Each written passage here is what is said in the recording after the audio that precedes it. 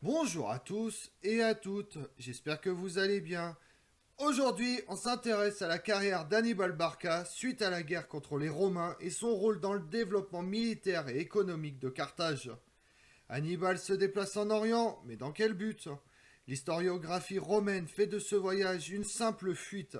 Or, il apparaît qu'Hannibal avait un plan en tête. Organisé avec Antiochos III, souverain séleucide, une double attaque sur Rome.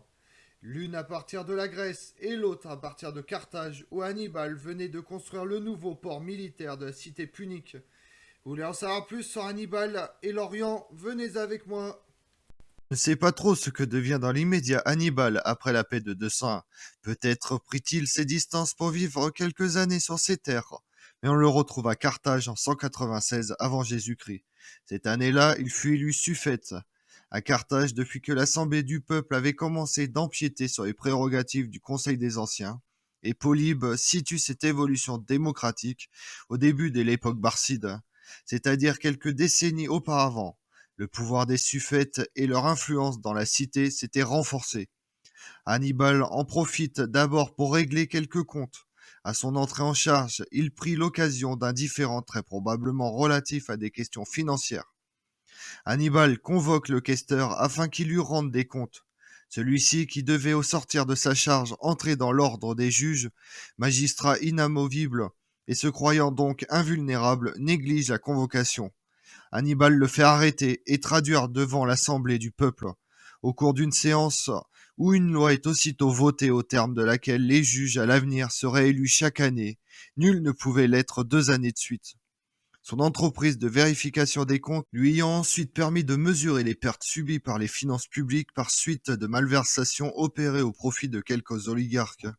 Il déclare devant l'Assemblée du peuple qu'en exigeant la restitution de toutes les sommes détournées, l'État serait assez riche pour faire face à ses obligations financières envers Rome sans avoir besoin d'imposer les particuliers. L'année où Hannibal exerce sa charge fut aussi celle où Carthage commence à amorcer, après la défaite de Zama et les dures sanctions que l'avaient suivies, un redressement démographique et économique, et dont les fouilles récemment menées sur le site urbain sous l'égide de l'UNESCO ont apporté une éclatante confirmation.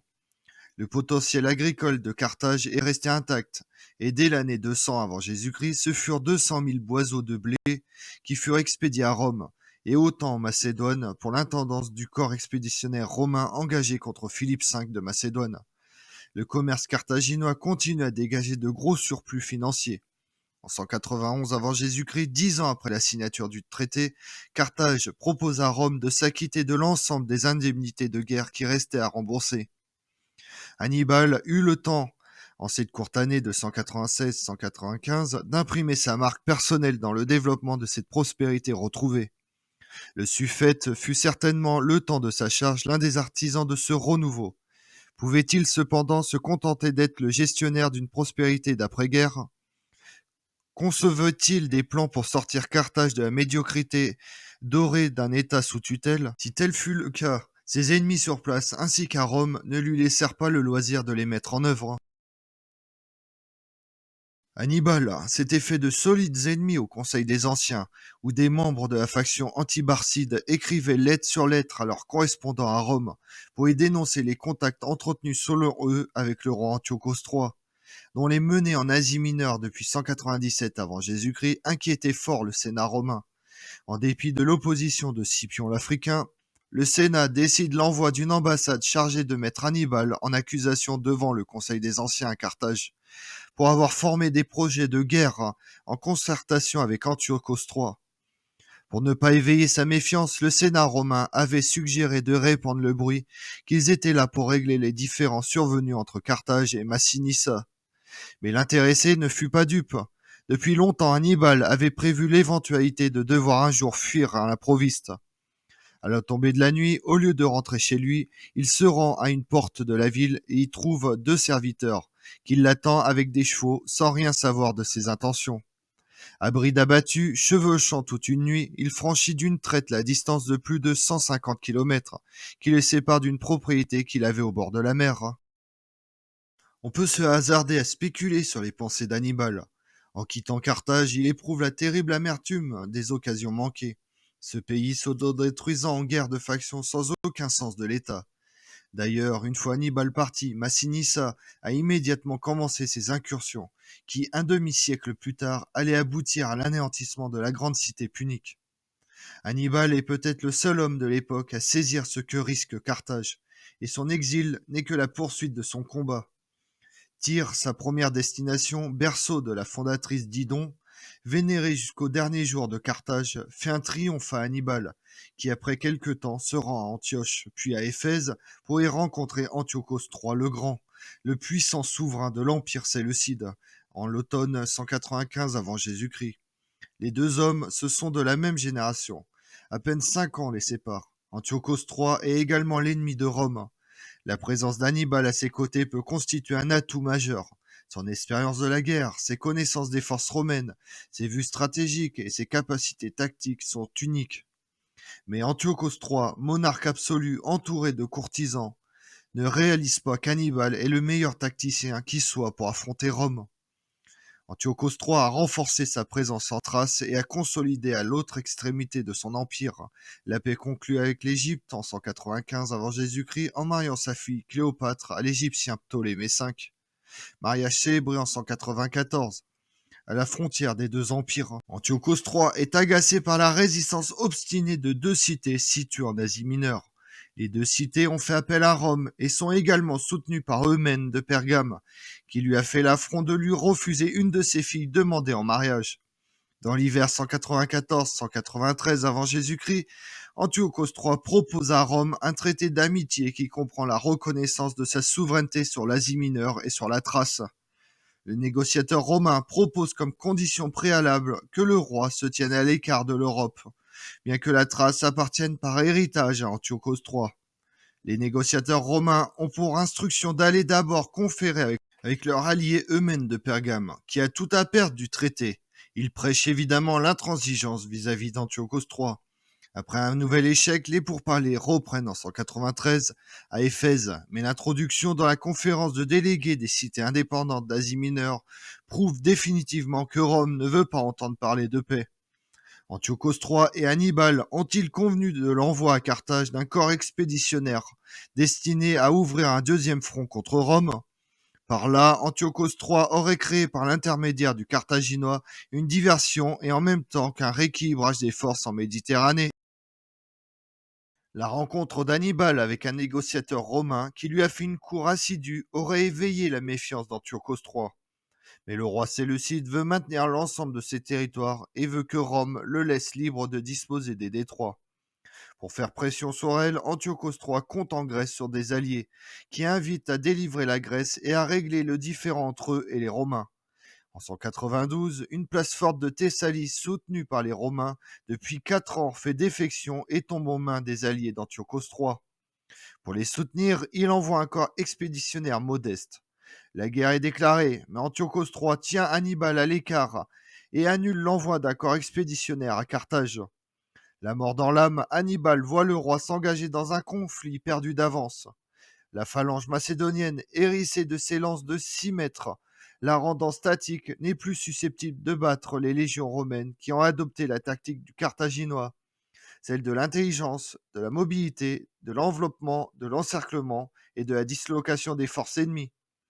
Antiochos III, qui lui demande son avis sur ses forces lors d'une parade de son armée haute en couleur, Hannibal répond avec ironie qu'elle constitue pour Rome un butin de guerre.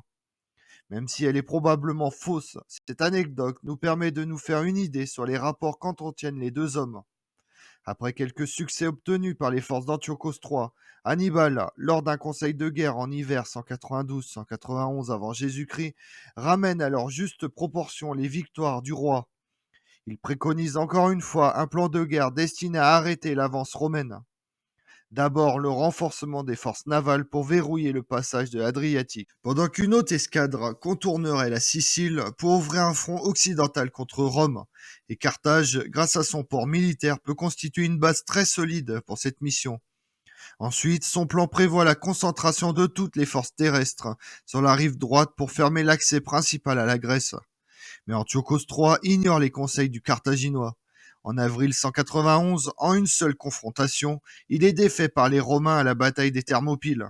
Il est contraint de se retirer en Asie mineure. Il pense que les Romains ne le suivront pas, mais Hannibal le détrompe, le prévenant d'avoir à défendre l'Asie contre Rome. En cette même année 191 se joue la maîtrise navale de la mer Égée. Une puissante escadre romaine de plus de 100 navires fait sa jonction avec les flottes alliées de Mène de Pergame et des Rhodiens. L'engagement a lieu près du cap Kyrikos, et la supériorité des Romains lors des combats à l'abordage fait la différence. En 190, pour réparer les pertes de la flotte d'Antiochos III, Hannibal part en Phénicie pour rassembler et armer une escadre de renforts. Peu après, une grande part de la flotte rhodienne alliée de Rome est détruite par l'amiral d'Antiochos III. Rome décide alors d'envoyer de gros renforts en Macédoine, avec à leur tête les Scipions. Antiochos III demande à négocier, mais Pergame s'y oppose. La flotte romaine est alors concentrée à Samos.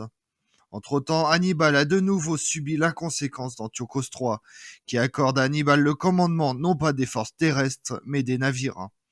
Mais il ne faut pas se tromper sur les gros bateaux d'Hannibal, ni sur leur supériorité numérique. Les deux flottes se rencontrent en août. L'aile conduite par Hannibal est victorieuse. Mais hélas, il n'est pas le commandant en chef de la flotte. Pourtant, il coupe la ligne de l'ennemi et encercle l'amiral rhodien et son avant-garde. Mais battu, Apollonios libère des forces rhodiennes qui viennent attaquer Hannibal. Sur le point d'être pris, l'amiral rhodien est dégagé et arrête la progression d'Hannibal. L'escadre d'Hannibal n'a perdu qu'un navire sur les 36 vaisseaux, mais 4 ne sont pas réparables et 12 endommagés. Hannibal revient donc avec 32 navires. Écœuré par l'inconséquence d'Antiochos III et de son courtisan Apollonios, artisan de l'échec, Hannibal part en Crète, où existe une fédération de cités grecques libres et guerrières. Antiochos III doit évacuer la Grèce et se fait également battre sur terre par Scipion à Magnésie. La paix d'Apamée le prive de ses bateaux et de ses éléphants, et les Romains lui lancent: Nous ne verrons pas le peuple romain en paix là où se trouve Hannibal. C'est lui avant tout que nous réclamons. Mais Hannibal est déjà parti, la mort dans l'âme, encore une fois. C'est la jalousie, l'inconséquence et l'incompétence qui le privent d'une grande victoire sur Rome. Antiochos III a dû alors regretter de ne pas lui avoir confié son armée terrestre. Comme on l'a vu, la carrière d'Hannibal suite à sa défaite finale lors de la bataille de Zama en 202 avant Jésus-Christ ne s'arrête pas là. Il choisit la voie de la paix, mais la haine des Romains envers celui qui a juré de ne jamais devenir l'ami des Romains pousse Hannibal en exil en direction du royaume séleucide d'Antiochos III. Je vous remercie d'avoir suivi cette vidéo en ma compagnie. Si vous voulez connaître mes autres vidéos, retrouvez-moi chaque matin à partir de 6h45 sur ma chaîne YouTube Tout sur l'Histoire avec Damien, mais également sur les réseaux sociaux, Twitter et Instagram, Histoire Damien. Et pensez à liker, commenter et vous abonner. Je vous remercie à tous.